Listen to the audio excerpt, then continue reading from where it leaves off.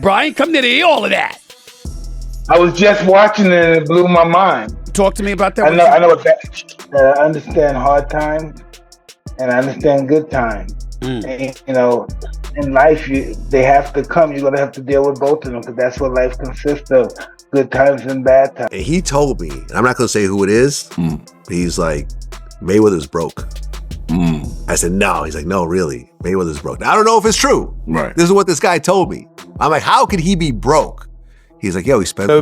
Like, you know, Floyd's a great fighter. Don't get me wrong. Yeah. You know, he had 50 fights and he said, wow. So don't tell me about you the greatest fighter with 50 and 0, nigga. You're great, no doubt about it, nigga. 50 and 0. We're excited about you and Floyd. Is that still happening or is that... Yeah, it's happening. Yeah, it's happening.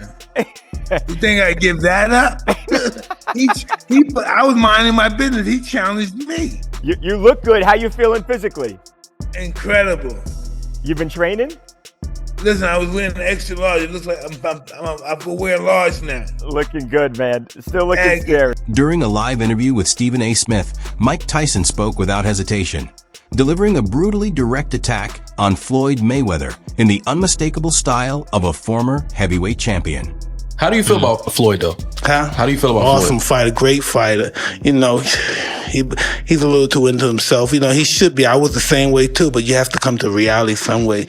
You have to bring your head down to God. We're nothing to be fucking arrogant. You expect us to be ignorant and arrogant. Look where we came from.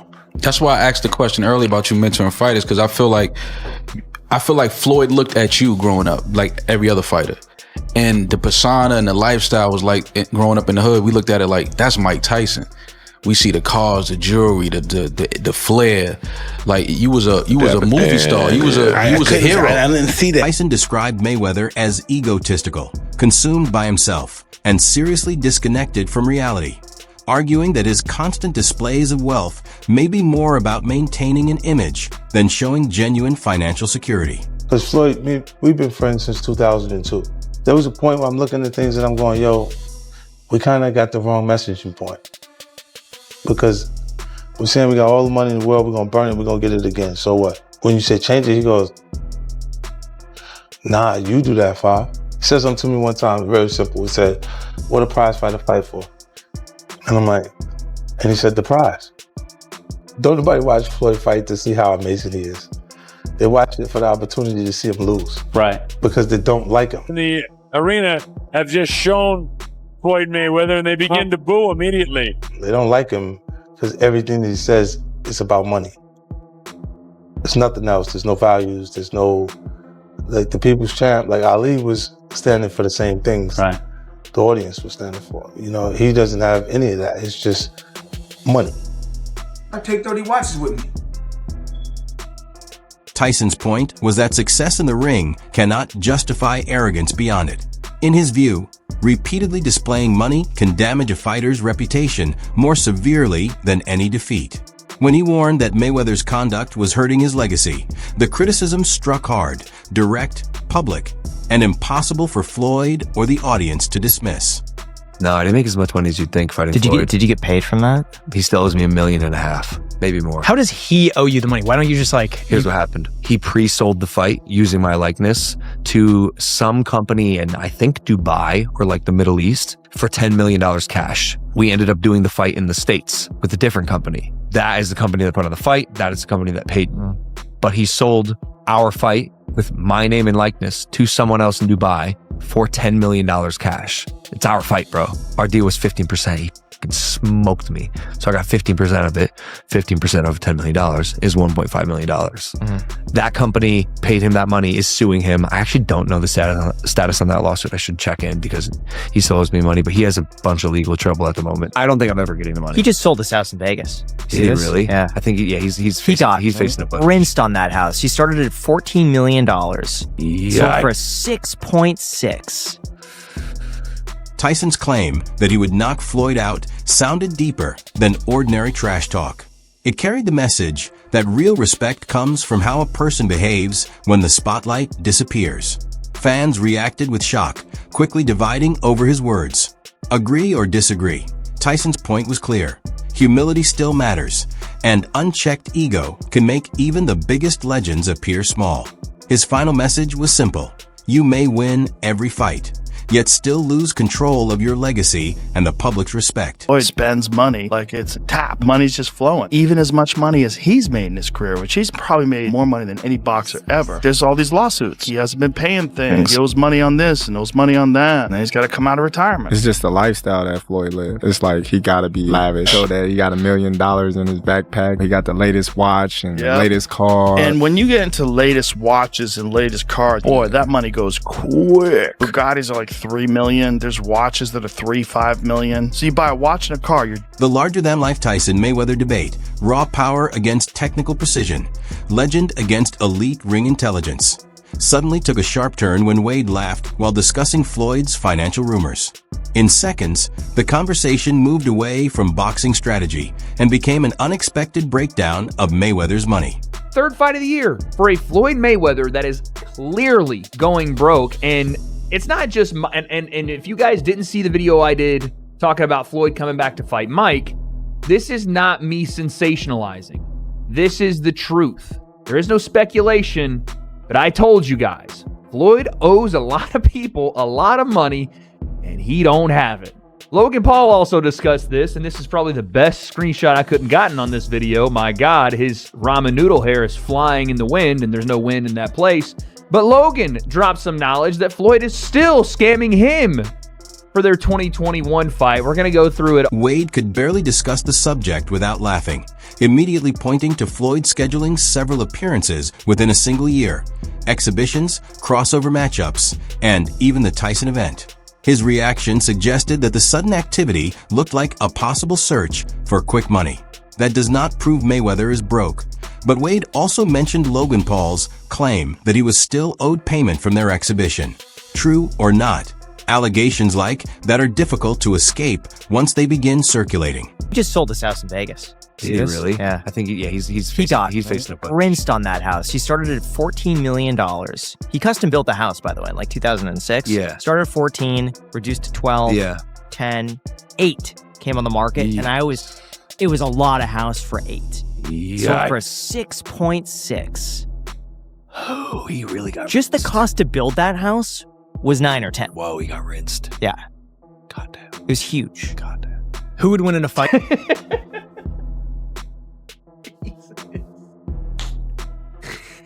And yeah, that's another piece of like what Floyd has done with his money after his fight. Wade kept returning to the same question. Why is Floyd arranging one fight after another after claiming years ago that he was finished? Is he still passionate about boxing or simply attracted to another major payday?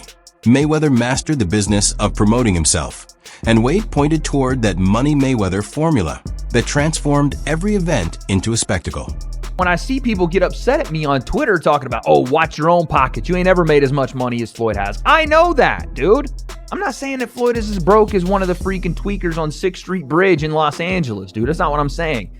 But for the amount of money that he has made, over $1.2 billion, and the amount of money that he still has, let's say it is $300 million. That means Floyd has lost 70% of the money he's... The Netflix of the world showing product, whether we think it's a good product or not, whether we think watching two 50-year-old men, nigh on 50-year-old men, having a dance that was 10 years too late when they were in their prime and is now 20 years too late. But our view is irrelevant, isn't it? Because the data obviously says it's going to be successful. Obviously, they wouldn't be doing it. Well, Netflix are not doing it for the good of sport. Exactly. They're doing it because they've got 300 million subscribers and they can keep those subscribers by adding content in there. They can get new ones. And it's a business model. It works. The boxers get more money out of it. What I'd like to see is the ecosystem getting more money out of these sort of... Discussion soon shifted toward Floyd's expensive lifestyle, private jets, luxury homes, business ventures, and costly possessions, turning the focus from his achievements inside the ring to whether that spending can last outside it. Yet there is an obvious contradiction in the criticism. Even those convinced Mayweather is returning only for another payday will still watch the moment his name appears on a fight poster. That is the influence of a true boxing icon. Wade may challenge Floyd's reasons, supporters may argue over his finances, and experts may remain skeptical. But whenever Mayweather steps near a ring again, public curiosity takes control. Floyd owes like $1.4 million in jewelry debts, that Floyd owes like hundreds of thousands of dollars in rent for a private New York apartment, his private jet fuel. He's not paid hundreds of thousands of dollars worth of fuel and maintenance. He put up one of his jets that I think he even sold, but one of his jets and I want to say one of his properties, like one of his homes, up as collateral for a $54 million loan from an individual, from a billionaire that had a 9% interest. Wade's comments about Floyd possibly chasing paydays had already fueled speculation. But DJ Vlad pushed the story even further. Vlad claimed an experienced jeweler told him Mayweather was broke because of his extreme spending habits. That immediately raised eyebrows, especially because boxing fans have heard similar financial rumors surrounding major stars before. I mean, listen, Mayweather never flies commercial. He's only flying private. So he doesn't own his own plane? I don't think so. I've never seen a Mayweather plane, like a Drake plane. I've never seen that. Not to say that he doesn't. I don't know Mayweather like that. I've never even met him. So I don't know. I mean, you have a lot of property. Career earnings, an extravagant lifestyle, and suddenly everyone starts analyzing Floyd's finances. Vlad admitted he could not confirm the claim, which matters because rumors about a fighter's money spread incredibly fast.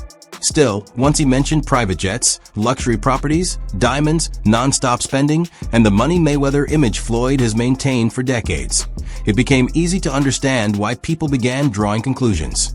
A lot of money you're constantly spending. Right. I don't know. Remember at one point he said he was buying like the jewelry district building. Yeah, and they said that wasn't was true. Yeah. I don't know, man. I don't know this man's finance, but this guy told me that Mayweather is in financial problems. See, here's the part about actually losing your money when you're on that level and you're, kind of like flossing. Floyd built his entire image around extravagance, cash, jewelry, luxury, and the persona of an unbeaten money-making machine. So whenever even the smallest doubt appears, critics react as though everything is collapsing. But Vlad's story deserves some pushback. Mayweather has understood how to market spectacle longer than many online fans have followed boxing. Seeing him arrange exhibitions, remain publicly active, and continue flying privately does not automatically prove that he is facing financial trouble. We might see Mayweather doing... People will give us some loans. Maybe. Listen, he's cozying up to Israel. That's but not the thing about it is, he had Mayweather Promotions. Yeah. And he was hosting a big, he had Gervonta Davis under his cars. And so that's a yeah, but look what happened to Gervonta. Some viewers interpret Floyd's activity as proof that he needs another payday, while others see it as the same profitable formula he has followed for years. Vlad also noted the harsh reality of fame. When someone builds a life around luxury, people often wait for everything to collapse. Yet the contradiction remains. Whenever Mayweather's name appears beside another fight announcement, fans still click, watch, and debate. That is the Floyd Mayweather paradox, constantly surrounded by rumors, praised for his business instincts, criticized from every direction, and still impossible to remove from boxing spotlight. Well, if you can sustain that, you don't ever have to box again. But now has to take fights because, when you floss like Mayweather, you can't go down. Yeah. You got to stay right there because people are going to peep any kind of chinks in your armor if you're not winning 3 or 4 big $1 million instance. Pacquiao versus Floyd Mayweather, they fought too late in 2015 when they were 36 and 37 respectively, I think. They're 47 and 48 now. Yeah. So it is some would say a cynical land grab, a financial opportunity. But if people are prepared to pay it and Netflix are prepared to put it on and people want to watch it on their Netflix subscription and people want to subscribe to it, no harm, no foul. Well, the thing is as well is that Netflix actually obviously clearly are starting to move into the sporting